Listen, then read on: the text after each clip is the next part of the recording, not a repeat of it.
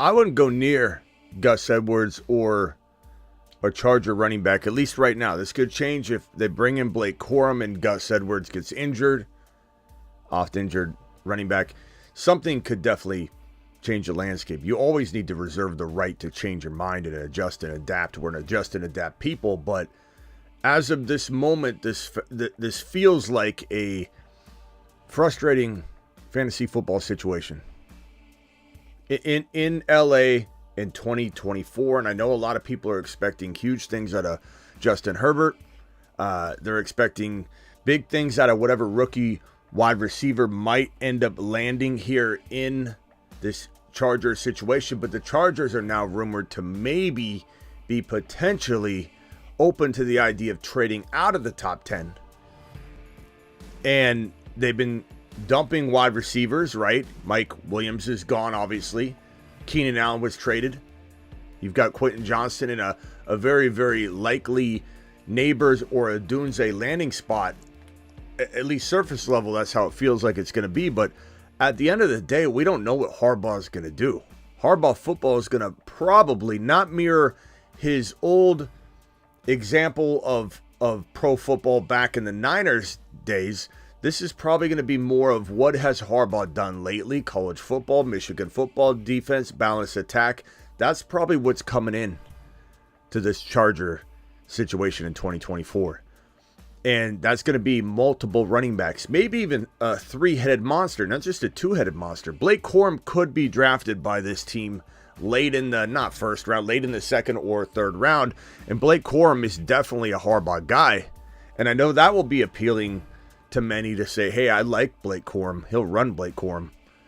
But this is a running back that I can't get behind, knowing the direction Harbaugh's probably going to take this thing. Chargers GM called Gus Edwards the bell cow. In fact, he said he's the bell cow, the goal line guy, the finisher. And I mean, this team should have brought in Barkley. This team should have brought in Jacobs, at the very least Henry. But the fact that the Chargers are already making these kind of crazy moves, right? Not that I believe Keenan Allen's going to stay healthy all year long anyway, because he's turning 32 and everybody's going to get mad over that. But look, everybody gave up on Cooper Kupp already. How's Cooper Kupp? He's washed. He's 30. He was 30 years old last year. He's 31 this year. Keenan Allen's 32. Oh, but Keenan Allen's different. He's a dog. He is a dog currently, but how will he be in your mindset coming out of 2024? Because Cooper Kupp, if I asked you this time last year, how's Cooper Kupp? He's a dog. He's going to play forever. Now Cooper Kupp is, Smitty, he's washed. Austin Eckler walking into 2023. He's a dog. He'll be fine. Now Austin Eckler is completely dead to everybody. It takes one season. Diggs was phenomenal. Stephon Diggs through half of a year last year. He was maybe the top one or two wide receiver through half of a season. Now he's dead to everyone. Not everyone. I mean, he's climbing back up a little bit into the second round. Now he might stay in Buffalo.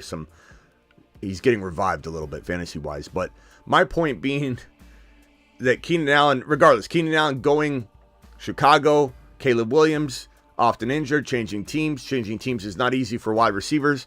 I'm not expecting huge things out of Keenan Allen. You can rip me all you want for it and say I'm gonna pay. You'll see. Receipts are being taken. Smitty, Keenan Allen's gonna be a dog. We'll see.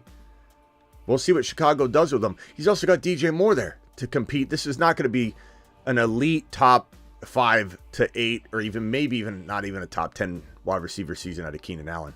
Not with DJ Moore, not with Caleb Williams, not with Chicago. No, thank you. Back on track. I'm saying all that to suggest that it's not like Harbaugh gave away a player that was 100% locked and loaded to be a top 10 wide receiver, but Harbaugh's been making kind of questionable decisions already. Things that have not been catering to our mindset from fantasy football peoples and communities, right? Where we're like, yeah, bring in Barkley. It's easy to see coming, right? Barkley behind this Harbaugh system. Yeah, he runs the ball, pounds the rock. Let's go. Okay, not Barkley. Okay, how about Jacobs? No, not Jacobs. Okay, Henry? I guess maybe keep Eckler and Gus Edwards. What? Gus Edwards? He's our bell cow, our finisher. This is part of the all ACL team coming off of that Baltimore Raven rushing attack. And I'm not saying Gus can't do well. I'm not completely writing him off if his ADP is ridiculously cheap and no one ever buys into this. Maybe I do draft him, but I don't feel like it's going to work out. If the cost of entry is remotely high or even medium rare, I don't think I'm going down this road. I'd rather take Zamir White, the leading running back in Las Vegas that has no competition coming in at all. They brought in Madison, so Zamir White's not going to see a high draft capital rookie come in. I'd rather have Zamir White. I just don't. I have a bad feeling that fantasy owners feel Harbaugh is going to be good for Herbert, whatever wide receiver Neighbors or Odunze. And I'll be cheering for Neighbors. I'll be cheering for Odunze. Maybe the Cardinals trade out of the 4 pick and the Chargers grab Marvin Harrison Jr. somehow, like in a crazy wild turn of events. Then I'm going to be for that player, right? There's going to be enough targets to make Neighbors or Odunze or Marvin Harrison be maybe a top 7 to 10 wide receiver as a rookie. Like, let me be abundantly clear. If a wide receiver does land in LAC that is named Marvin Harrison Jr., Odunze, or Neighbors, I love them because there's no one there. And Quentin Johnston's a nothing burger. You know, until he proves otherwise, he gets no benefit of the doubt from me. So this is a wide open wide receiver room with target shares to go straight to this rookie. So understand what I'm saying. What I'm trying to tell you is it wouldn't shock me at all if the Chargers did in fact trade out, if they did something crazier than we think, and everybody starts getting a little bit disappointed about what the Chargers and Harbaugh are doing, and it's going to be very balanced, whatever.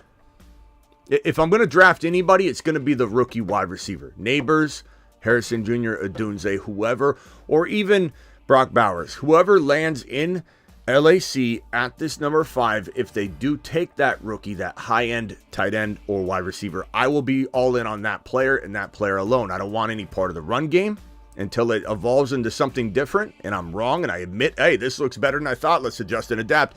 I'm not going after Harbaugh.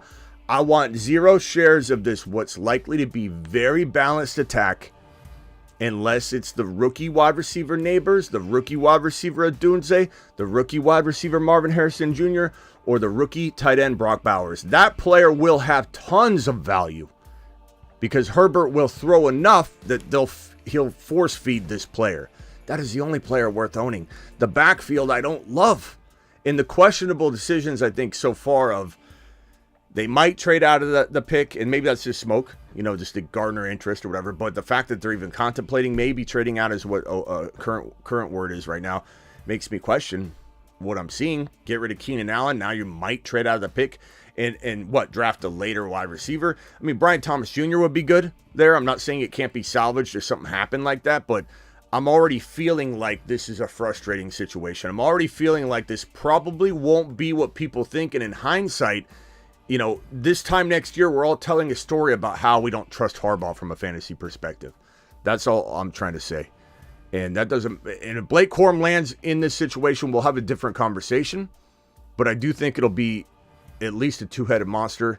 It still may be a 3-headed monster, and it's going to be balance that frustrates everybody.